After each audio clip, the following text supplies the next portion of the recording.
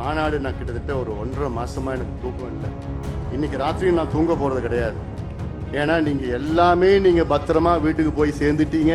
அந்த செய்தி வந்த பிறகுதான் நான் எனக்கு தூக்கம் வரும். அது வரைக்கும் எனக்கு தூக்கமே வராது. மீண்டும் மீண்டும் சொல்றேன், பத்திரமா எந்த பிரச்சனையும் இல்லாம அமைதியான முறையில் நீங்க போங்க. நான் மற்ற தலைவர்கள் போன்று கிடையாது. நீ அத்துமீறு அது செய் இதை செய்யல நான் சொல்ல மாட்டேன்.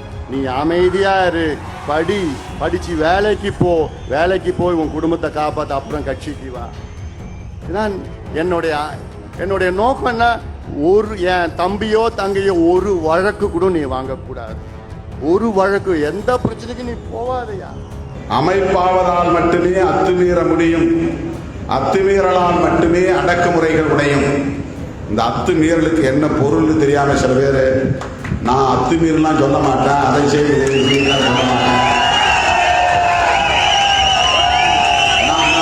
நமக்கு வந்து நம்மளை கலாய்க்கிறாங்களாம். அத்துமீறு என்கிற சொல்லுக்கூடி இவ்வளவு அரசியல் இருக்கிறது.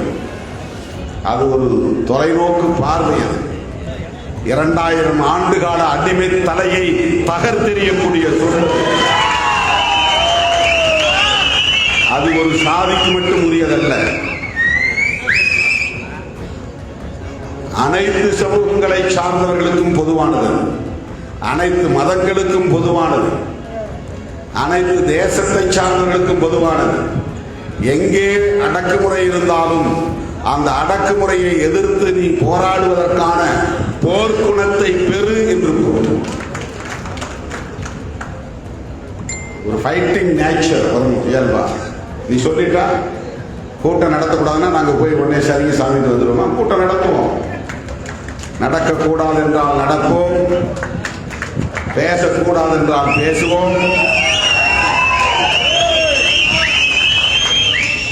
இந்த இடத்தில் நுழையக்கூடாது என்றால் நுழைவோம்.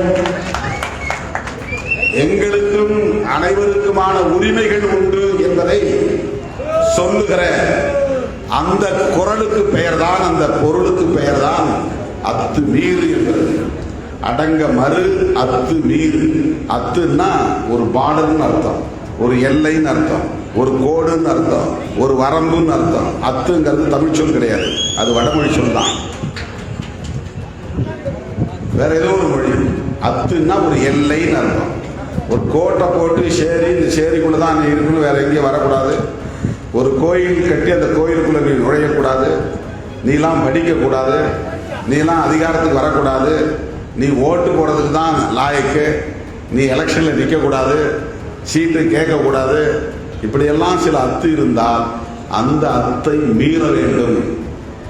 அது போர்க்குணத்தை குறிக்கிற சொல், போராடுவதை குறிக்கிற சொல், விடுதலையை வென்றெடுப்பதற்கான சொல், அடக்குமுறையை தகர்ப்பதற்கான சொல். இதெல்லாம் அவங்களுக்கு புரியாது. அடக்குமுறைக்கு உள்ளானவர்களுக்குத்தான் அதை புரிந்து கொள்ள முடியும்.